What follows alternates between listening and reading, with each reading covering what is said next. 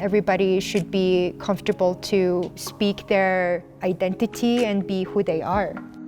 We all have so many different colliding identities, and this idea of putting together our Asian heritage as well as our personalities and being able to express that is such an important workshop with Erica, where we designed a mask or art piece that best represents our identity and celebrates our heritage.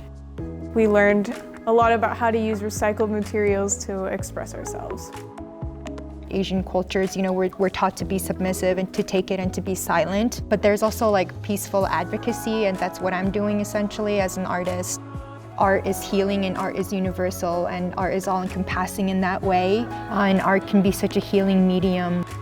And that's what it's about, is to connect through our differences, to celebrate our differences and to connect through the sameness of, being a human.